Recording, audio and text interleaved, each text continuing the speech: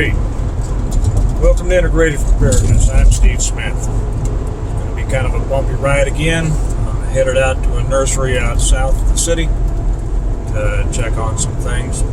I want to talk today about violence and killing.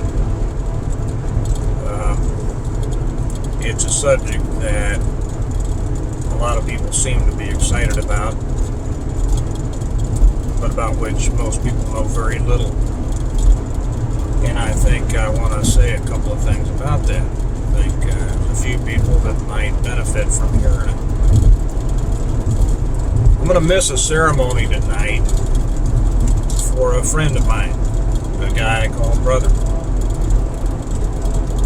He's receiving his 9th Dan, which, to those of you who may not be familiar with the martial arts, that badge means 9th degree black belt, which is in the organization from which he's receiving it is almost unheard of. My friend is a legend in the martial arts. You probably, unless you'd been involved in martial arts seriously for a long time, probably never heard of it.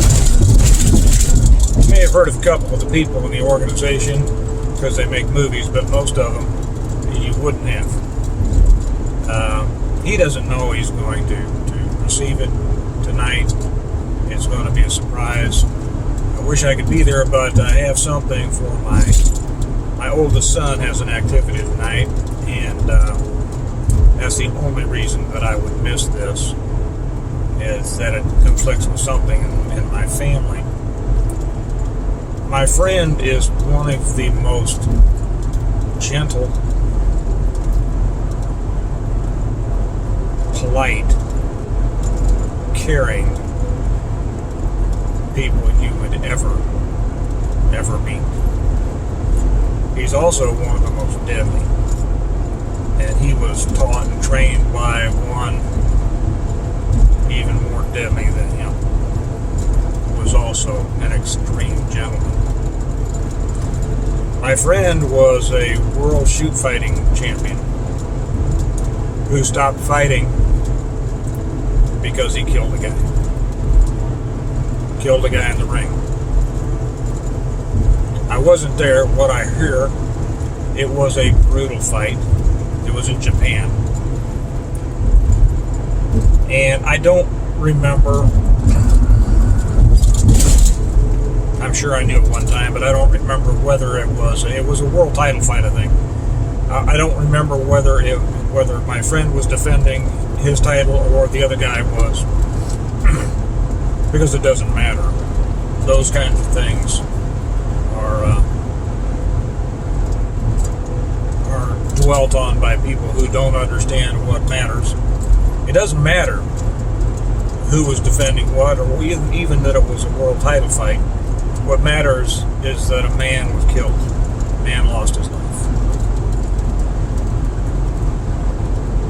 When the man died in the ring, they covered him up.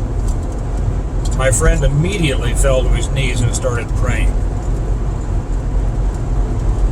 Like I said, I wasn't there, but the ones who were there told me that he stayed down and prayed and prayed and prayed while they came and got the guy, carried the guy out, took him back to the dressing room. This was way back in the day. This was Japan a long time ago. Things weren't like they are now. And essentially, they just laid him out back here in a dressing room, waiting for the, whatever they call the coroner over there to come get the body. Well, my friend stayed in the ring and kept praying. And he promised God that if God would let the man live, he would never fight again. And he prayed and he prayed. And they finally had to come get him out of the ring. But he kept praying. Now this sounds like a movie. It'd make a good one. A couple hours later, the guy sits up. He's all covered up with a shroud, with a sheet, They haven't picked him up yet. And he comes to going, what? Now, there will be all sorts of people that will say, well, this happens. He was unconscious, in a coma, whatever. But my friend didn't look at it that way. My friend took it as a sign that God had answered his prayers and that God had brought this man back to life. And who among you out there is able to dispute that? Regardless of what happened, my friend was able to see for a short amount of time what it feels like to take a life.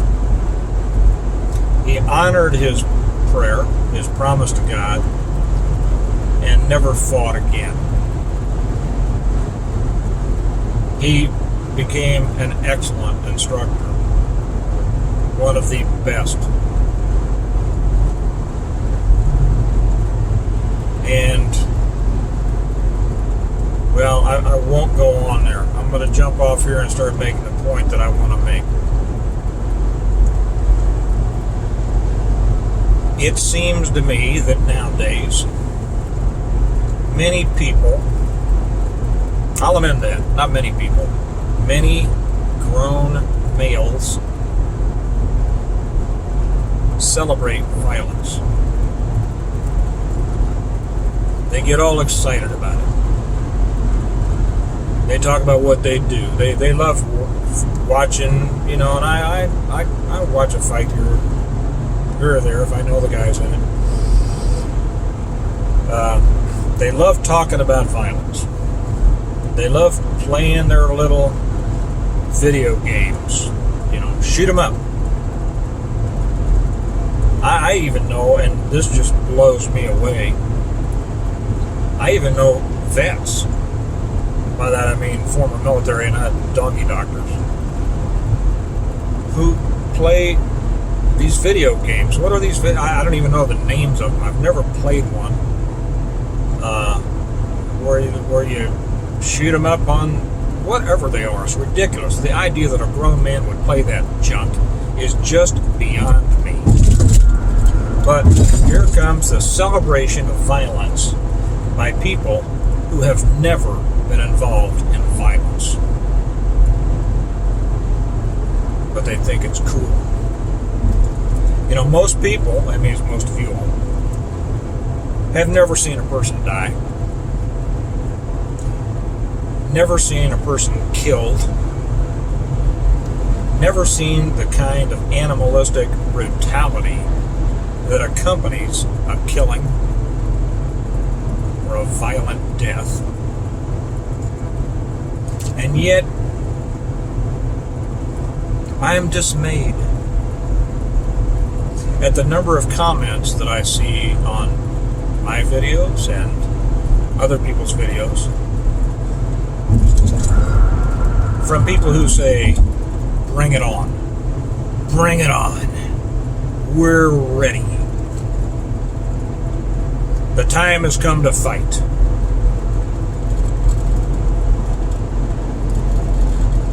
I've got your back.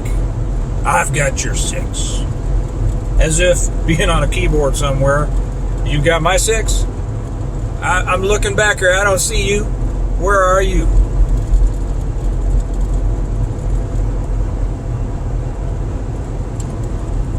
And by saying that, by acting like that, you give yourself away. You don't realize it. You think you're sounding tough. You're not. You're just telling everybody you don't have a clue. Those of us who have participated personally, hands-on, in violent, horrible situations, I don't know any of us who think that it's cool. I know a couple of people that like it. I'll say that. Okay? Got that. Violence can be addictive. I know that. But if we're able to keep a segment of our better selves and listen to, as they say, our better angels, we understand the horror of violence. I wish that I could speak to every young male out there and tell them to knock it, the you-know-what, off. Stop talking about how tough you are. Stop talking about what you do. Stop playing these ridiculous, asinine games. Like a kid, you're like a kid. You're like an 8-year-old kid playing cowboys, and I probably can't even say the other word now. It's time to grow up, gentlemen. It's time to understand. When I was younger, the men that I knew, they didn't talk about this kind of stuff. You know why? Because they'd done it. And the men nowadays who have done it don't talk about it because they don't want to talk about it. After you do it, you don't want to talk about it, especially to people who haven't done it.